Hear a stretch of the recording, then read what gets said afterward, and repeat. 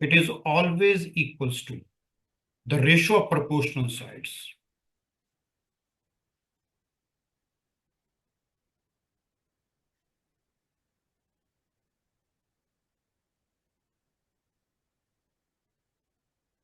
अब आइए जो मैं यहाँ पे प्रॉब्लम ले रहा हूँ, इस न्यूमेरिकल प्रॉब्लम को ध्यान से देखिएगा।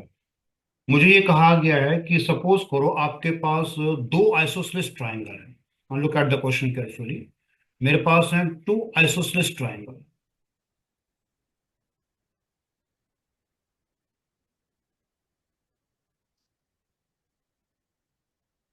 जिनका इक्वल वर्टिकल एंगल्स है, have equal vertical angles,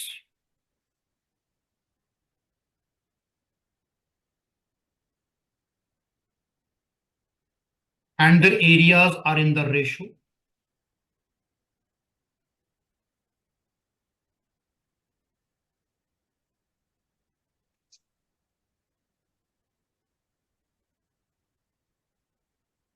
say 9:16। तो आपको ये बताना है कि what is the ratio of their proportional Heights, ratio of their proportional heights.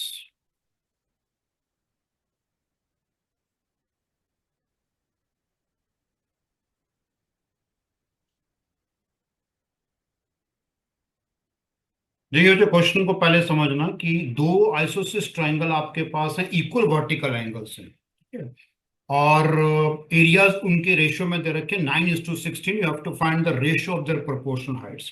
सबसे पहले आपको ध्यान रखना है कि किसी भी ट्राइंगल में जब हम एरिया की बात करते हैं तो in general area is always equal to half into base into height.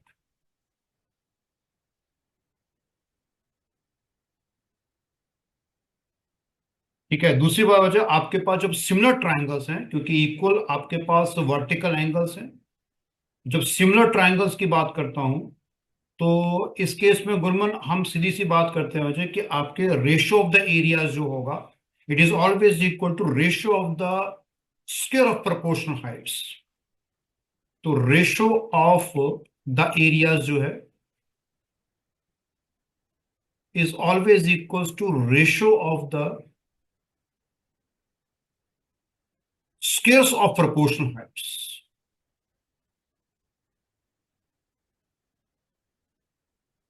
उसके पीछे लॉजिक में आपको बताऊं, हमने आपको ये बताया था कि in case of similar triangle the ratio of areas जो होता है it is always equals to, I think it is going to become equal to ratio of the square of the corresponding sides. और आप ये भी जानते हैं कि ratio of the corresponding sides जो है it is always equal to ratio of the proportional heights.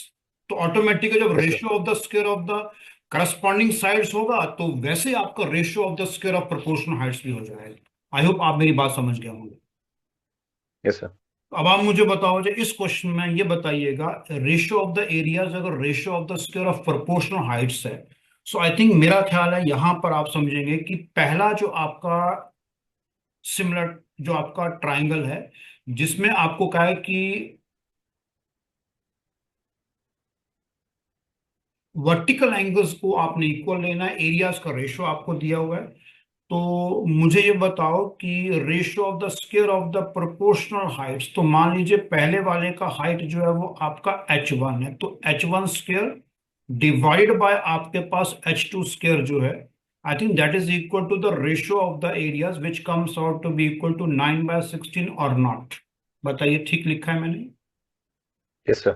तो ये बताओ जो यहां से आपको निकालना है कि ratio of their proportional heights. So I think from here I think h1 divided by h2 जो होगा this comes out to be simply equals to 3/4। तो इसका मतलब है कि आपका h1 इज टू h2 जो है it comes out to be equal to 3:4। इसमें कोई डाउट है दिव्य तो आप पूछ सकते हैं। सर 3/4 कैसा है? सर आपने मतलब 9 स्क्वायर और 16 स्क्वायर को कट मतलब h1 आपने स्क्वायर अपॉन सिंपलीफाई कर h2 दिया। स्क्वायर है, अगर आपका 9/16 है then what is h1/h2? It is going to be root of 9/16। Okay okay okay, ठीक है, ठीक ओके है, ओके। तो ये हो जाए आपके पास पहला क्वेश्चन हो गया। ना look at the second question भी है। इस क्वेश्चन को जरा ध्यान से पढ़िएगा और बताइए कैसे करेंगे। देखो सेकंड क्वेश्चन में मैं एक डायग्राम बना रहा हूं, वो कुछ इस तरह से हो जाए। मैं इस तरह का एक पिक्चर ले रहा हूं,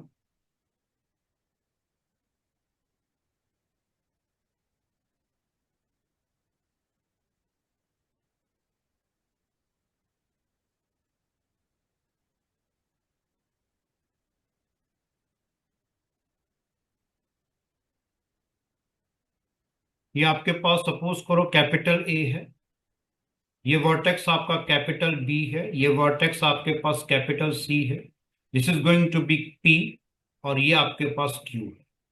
मैं ये बोल रहा हूं मुझे कि दो ट्राइंगल्स हैं यहां पर, ABC and AP Q.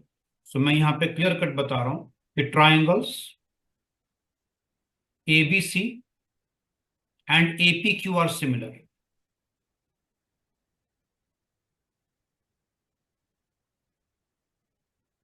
Now AP is basically equals to 2, और आपका पीबी जो है वो आपके पास 4 है वजह, बीसी आपको नहीं दिया हुआ है, पी क्यू आपको नहीं दिया हुआ है, ए क्यू आपका 3 है, और क्यूसी आपके पास 6 है। तो इस पर्टिकुलर प्रॉब्लम में ये मुझे बताइएगा, what do you think about the ratio BC upon P Q? How will you start to find BC upon P Q? कैसे निकालेंगे? दिव्य, तो आप मुझे सर बताओ, ये ध्यान रखना दिव्य, दोनों ट्राइंगल्स आपके सिमिलर हैं। तो दिव्य ये बताओ, अगर ए बी सी और आपका ए पी क्यू अगर वो सिमिलर ट्राइंगल्स है तो साइड्स प्रोपोर्शनेट सर होंगी। प्रपोर्शनल, सर इसका पेरीमीटर निकालेंगे पहले। पेरीमीटर क्यों निकालेंगे? साइड्स सर प्रोपोर्शनेट होंगी। तो आप ये बताओ, do you agree with me that A B upon A P is equals to A C, 2/4। A C upon A Q, yes sir.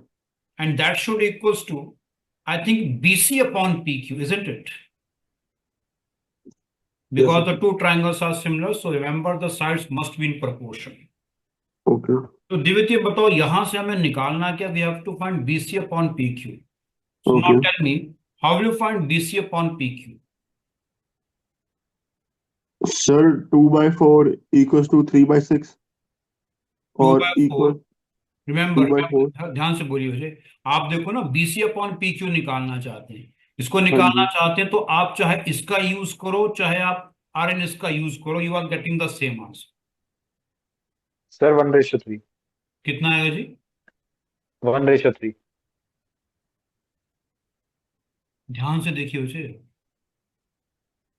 देखो बच्चे, अगर मैं sir BC upon P Q निकाल रहा हूं, अब ध्यान दीजिएगा, बीसी अपॉन पी क्यू जो है, अगर मैं लेता हूं इसको A B upon A B को, एपी को, तो मुझे बताओ ए बी कितना होगा? ए बी आपके पास होगा AP plus PB, which comes out to be 6, and AP is yes sir. Coming out to be 2, so it is coming out to be simply 3 by 1। हाँ आप सर, एबी की बात कर रहे हो मुझे, एबी तो 3/1। एपी प्लस पीबी होगा ना। Yes sir, yes sir. और अगर आप इसको यूज करते हैं Gurman, AC upon A Q को, तो भी सेम है वजह, क्योंकि BC upon B P Q अगर एसी अपॉन ए क्यू है, सो एसी का मतलब है कंप्लीट एसी। तो remember, complete AC means this one, this is complete AC, ये पूरा है। तो ये बनेगा आपके पास, I think, A Q plus Q C, which comes out to be 9, that should be 9। Divided by A Q which is 3। तो 9/3 करोगे तो मेरे ख्याल से दोबारा आपके पास वही आएगा, 3/1। तो जैसा मर्जी आप यस करना चाहें, आप ऑप्शन आपके पास ओपन है, you are getting the same solution, and which is basically that BC upon P Q is coming out to be 3/1। Any question you have, any doubt, आप पूछ सकते sir got it. No sir. हैं। Got it? Yes sir. Yes sir. चलिए हम move करते हैं next अपने problem पे, इसको जरा देखिए।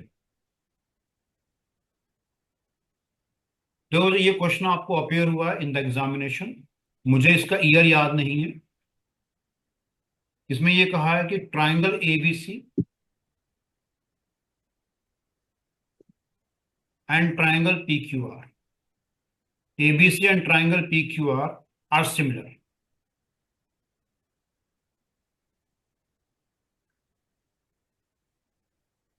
If AB and PQR, if AB and PQ, they are 7.5 centimeter and 3.5 centimeter.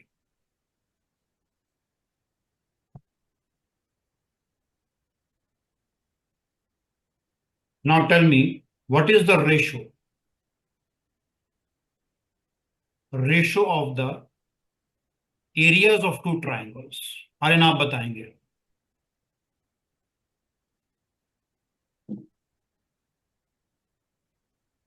इसमें आर्यन आपको डायग्राम बनाने का कोई जरूरत नहीं है, क्योंकि प्रॉब्लम बिल्कुल क्लियर कट है कि ABC and PQ are similar triangles. AB आपका और पीक्यू का लेंथ दे रखा है। Now you have to find the ratio of the areas of two triangles. Aryan आप मुझे बताओ, if you are considering the ratio of the areas of two triangles,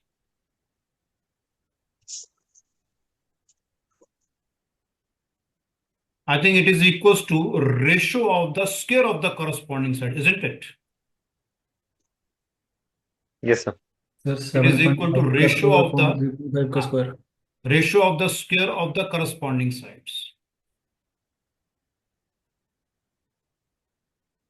तो दिव्य, आप मुझे बताओ, इसका मतलब ये हुआ कि अगर मैं करस्पॉन्डिंग साइड्स को ए बी और पी क्यू लेता हूं, तो this will come out to be A B upon P Q का कंप्लीट होल स्क्वायर। सर तो 7.5 का square upon 3.5 So this will become 7.5 divided by 3.5. So ultimately it will become like this way. Yes sir. And I think this will come out to be simply equals to 75 by 35 का square. अब आप कुछ cutting करना चाहे तो बच्चों बताइए कैसे कर सकता हूं मैं। 15 और ये बन जाएगा आपके पास 7। दिस विल बिकम 15 by 7 का square. So I think 15 by 7 का स्क्वायर का मतलब है दिस विल बी 225 बाय आपके पास हो जाएगा 49। So the ratio of the areas of the two triangles is coming out to be 225:49. इसमें सर, कोई अपने- डाउट है बच्चे, कुछ पूछना चाहें तो आप पूछ सकते हैं at any stage. Got it? Yes, sir. चलिए हम आगे बढ़ते हैं, इसको जरा देखिएगा। Again I'm repeating the fourth question, ये भी आपको अपीयर हुआ है। इसमें ये कहा है कि triangle ABC and triangle DEF, they are similar.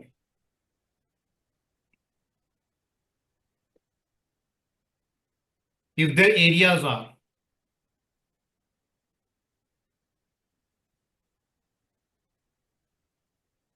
100 centimeters square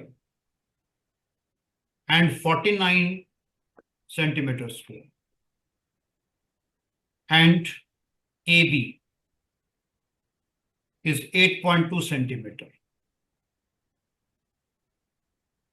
Now you tell me what is going to be the length of D. Please start in your copies. I will give you a minute for this question.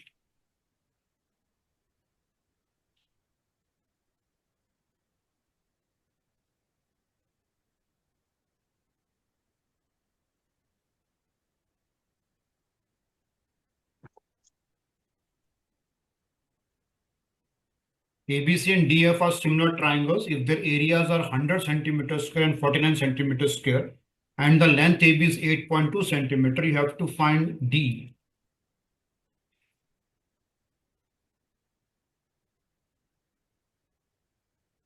मैं आपको option दे रहा हूं, इसमें options आपके पास है। ए part is going to be 5.24 centimeter. B part is going to be 5.74 centimeter. Sir 5.74। C part is going to be 4.74 centimeter. And D part is none of this. Very good, Gurman. बहुत अच्छे हो जाए। ये straight forward question है बच्चा। आपका third and fourth they have appeared in the CDS examination. देखो आपको एरियाज का मालूम है, तो आई थिंक रिजल्ट ये कहता है कि ratio of the areas which is basically 100/49, that will become equals to square of the corresponding sides. तो ट्राइंगल ABC का साइड अगर आप AB लेते हैं तो ट्राइंगल DEF का साइड बनेगा आपका D. So by definition it is going to become equals to AB upon D का whole square. तो यहां से गुरमन आप ये कह सकते हैं कि what do you think about AB upon D? I think AB upon D will come out to be simply equals to 10/7, isn't it? फिर वजह आपको Yes, डी sir. निकालना है। ए भी आपको गिवन है, तो मेरा ख्याल से विद्यवित आपका जो डी होगा it comes out to be simply A B into 7 complete divided by 10.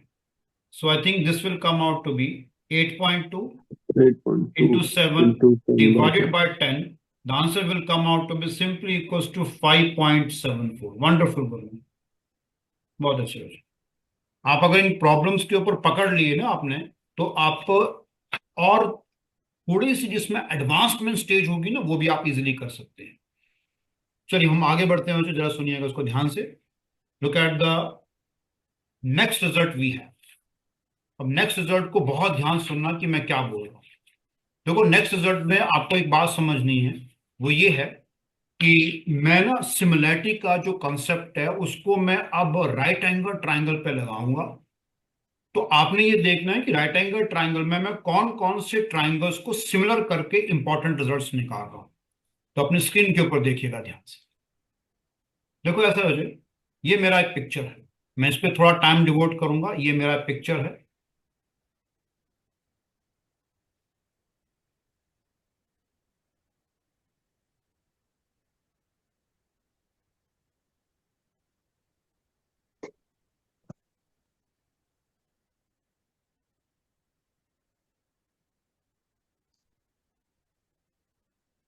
Now मैं यहां पर एक ट्राइंगल ले रहा हूं मुझे, और वो ट्राइंगल आपके पास है ABC, vertex A, vertex B और वर्टेक्स सी।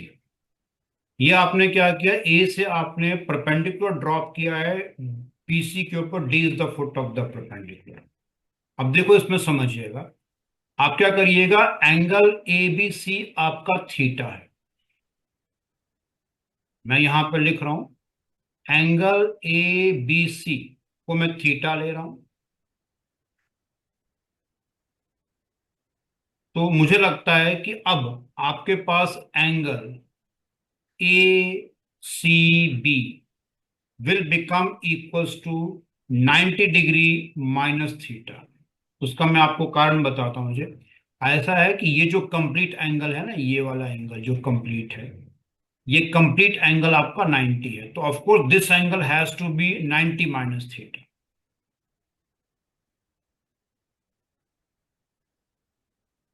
ठीक है जी। अब आप देखिए जी, अब आप ऐसा करिएगा कि जो यहां पर आप इतना समझेंगे कि ये एंगल आपके पास है 90। तो अब मुझे बताओ गुरमन, अगर ये एंगल आपका 90 है, ये एंगल आपके पास 90 माइनस थीटा है, तो गुरमन ये एंगल कितना होगा वैसे? ये 90 माइनस थीटा सर, वो थीटा। Only theta. वंडरफुल, बिल्कुल सही हो जाए। चलिए अब आप मुझे बताओ गुरमन, ये एंगल भी आपका 90 होगा। तो ये बताओ कि ट्राइंगल ABD में अगर मैं कहूं कि ये एंगल मुझे चाहिए, I think this angle is again coming out to be 90 90 minus degree theta. Minus theta, isn't it? Yes. ये पूरी जो वजह मैंने आपको बताई इसको ध्यान से देखना। अब मैं स्टार्ट करूंगा। देखो आर्यन, मुझे ये बताओ, जो ट्राइंगल यहां पर, देखो मैं ना यहां पर तीन सिमिलर ट्राइंगल्स को लेके चलूंगा। तो पहले मैं बात कर रहा हूं कि ट्राइंगल ADB, मुझे लगता है कि आर्यन ट्राइंगल ADB जो है it is similar to the triangle CDA। और इसके पीछे जो आर्यन रीजन है वो है angle angle similarity. Yes, sir. देखो जो triangle ADB is similar to the triangle CDA, और उसके पीछे कारण है एंगल एंगल सिमिलैरिटी। तो आर्यन आप बहुत ध्यान से देखना मुझे। अगर मैं आपको कहता हूं कि triangle ADB similar to the triangle CDA, so मुझे ये बताओ आर्यन, अगर मैं ट्राइंगल ADB में AD को पकड़ता हूं, तो ट्राइंगल ADB में AD है, तो ये बताइए AD के कॉरस्पॉन्डिंग ट्राइंगल CDA में कौन सी साइड होगी? थोड़ा ना पिक्चर की ओरिएंटेशन को समझना है मुझे। ट्राइंगल ADB में अगर मैं AD लेता हूं, ठीक है, तो ये ध्यान रखना जब मैं AD ले रहा हूं तो कैसे ले रहा हूं। तो AD के साथ जो एंगल जुड़े हैं ना वो 90 डिग्री माइनस थीटा और 90 है। तो बताइए ट्राइंगल CDA में मुझे लगता है कि AD अपॉन CD होगा। Yes, sir. CD होगा सर। और ये अब किसके इक्वल होगा? देखिए इट इज इक्वल्स टू, अगर मैं मान लीजिए वहां पे ट्राइंगल ADB में लेता हूं BD, तो मुझे ये बताओ दिवित कि अगर ट्राइंगल ADB में AB मैं अपॉन BD। BD लेता हूं, तो BD के नीचे अब आपके पास कौन सा पार्ट जो है वो सिमिलर होगा? AD। AD। वंडरफुल दिवित, वंडरफुल बच्चे, वंडरफुल। तो ये बताओ दिव्य, यहां से एक रिजल्ट आता है मुझे, वो बड़ा सिंपल रिजल्ट है। वो ये कहता है कि now I think AD square it is always equals to BD into CD। BD upon CD। BD into CD। AD square is equal to BD into CD, isn't it? Sir वैसे BD by CD नहीं होना चाहिए? कैसे भैया, CD जाके BD से multiply होगा ना। अच्छा ओके सर, सॉरी। तो अब आप मुझे बताओ इस केस में RN, AD स्क्वायर अगर BD इंटू CD है, तो आप जानते हो इस पूरे के पूरे ट्राइंगल ABC में आई थिंक AD, तो अगर आप देखेंगे तो वो तो आपका ऑल्टीट्यूड था। Yes sir. तो आप मुझे बताओ इस समय हम ये नहीं कह सकते हैं कि आपके पास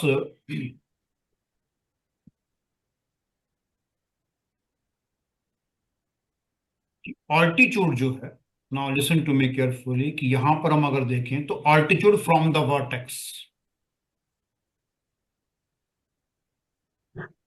ऑल्टीट्यूड जिसका मतलब यहां पर AD है, altitude from the vertex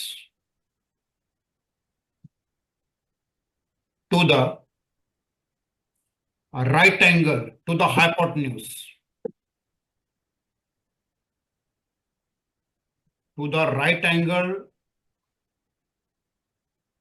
to the hypotenuse, इसका मतलब है बेसिकली हम AD की बात कर रहे हैं।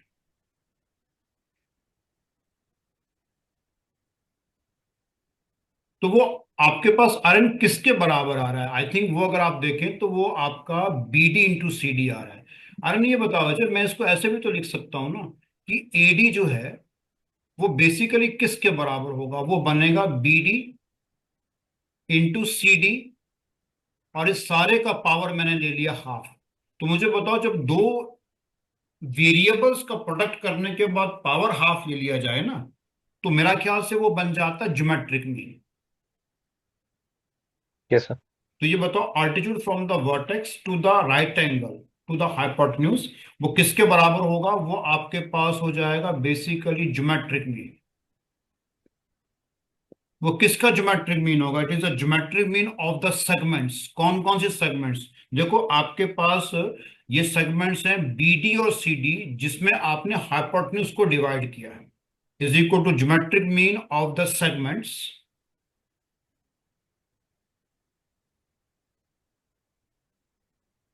into which hypotenuse is divided।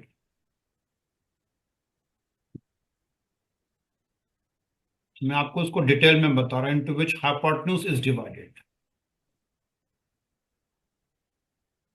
ये बच्चा आपके पास पहला इंपॉर्टेंट रिजल्ट है, इसको ध्यान रखिएगा। ये है आपका AD which is the altitude from the vertex to the right angle to the hypotenuse, क्योंकि ये आपका राइट एंगल है हाइपोटेन्यूज के ऊपर। ट्राइंगल ABC में CB आपका एक्ट कर रहा है हाइपोटेन्यूज। वो क्या कर रहा है? वो आपका किसके बराबर है? जिस पोर्शन में आपने हाइपोटेन्यूज के दो सेगमेंट्स हैं BD और CD, उनका ज्योमेट्रिक मीन के बराबर। चलो अब हमने कौन कौन से ट्राइंगल कंसीडर किए थे? ADB और ट्राइंगल CDA। अब मैं एक बार फिर लेता हूं, मुझे बताओ कि RN आप इस बात से एग्री करेंगे कि triangle ABD, triangle ABD and is similar to the triangle CBA। Do you agree with me? Yes sir. इसमें भी बच्चों वही होगा, एंगल एंगल सिमिलरिटी।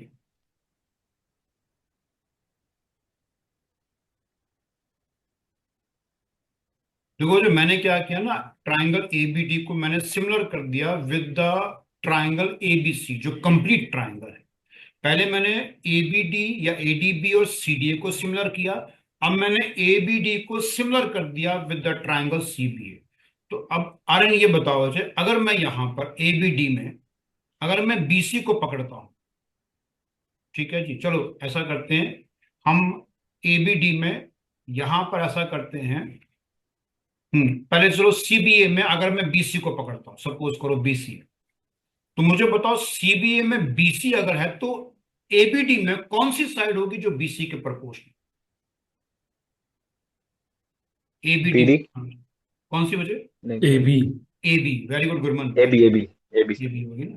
तो BC अपॉन AB, अच्छा, इज इक्वल्स टू, अब मैं क्या करता हूं, यहां पर मैं अब CBA में AB को पकड़ता हूं, तो मुझे बताओ ए बी अगर मैंने सीबीए में लिया है तो उसके प्रोपोर्शनल ए बी डी में कौन सी होगी? ए बी ध्यान से देखना मुझे। सर, मैंने बी जब सी सीबीए में ए बी लिया है ना, तो ए बी आपका बेसिकली एक तरह से ए सी वो ए सी आपकी लाइन है जिसके साथ 90 डिग्री माइनस थीटा और थीटा जुड़े हुए हैं। ए सी AC सर। नो, ए सी बी कौन से सी ट्रायंगल में?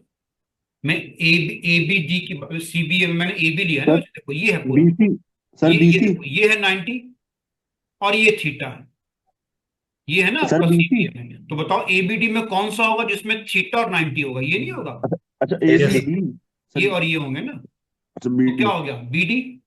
Yes sir. मैं सर ए बी सी सुनाई दे रहा था मुझे। मुझे बताओ यहां से रिजल्ट क्या आ गया? यहां से रिजल्ट आ गया वजह कि आपका ए बी स्क्वायर, देखो ना, ये ए बी और ये बी मल्टीप्लाई कर जाएंगे, ए बी स्क्वायर किसके बराबर होगा? A B square is equal to B C into B D. ये बहुत इंपॉर्टेंट रिजल्ट है। देखो, आपने ए बी स्क्वायर का मतलब है ट्राइंगल आपका एबीसी में ये वाला जो लेंथ है ए बी, वो किसके इक्वल होगा? B C. So B into C, B C length into B D हो जाएगा। ये आपका सेकंड इंपॉर्टेंट रिजल्ट है। I am going to mark it as number 2। ये मैंने मार्क कर दिया वजह यहां पर आपके सामने नंबर 1। अब आइए एक बार फिर चलते हैं। मुझे बताओ कि आर्यन, इस बात से आप एग्री करते हैं कि ट्राइंगल एडीसी, क्या ट्राइंगल आर्यन एडीसी जो है, क्या वो सिमिलर होगा टू ट्राइंगल बीएसी?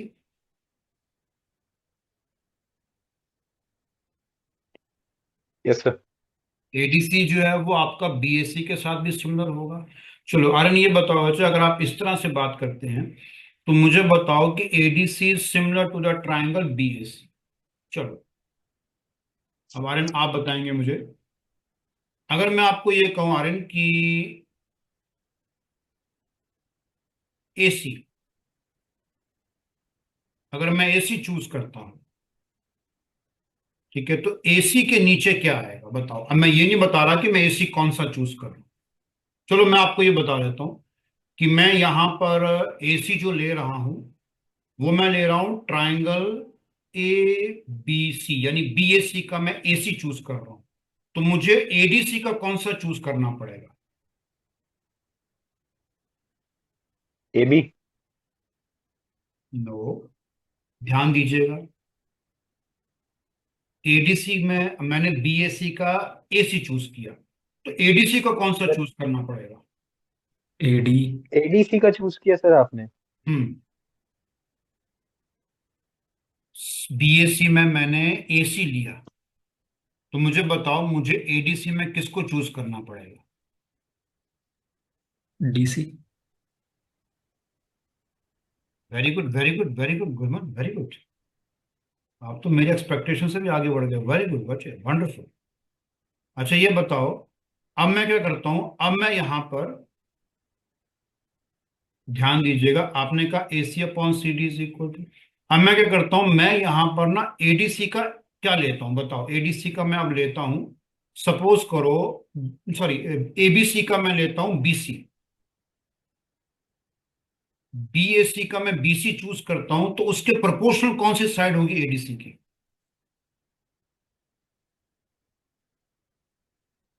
बहुत ध्यान से देखना मुझे। बीएसी का मैंने बीसी लिया, तो एडीसी का कौन सा लेना पड़ेगा मुझे? I think I have to choose AC.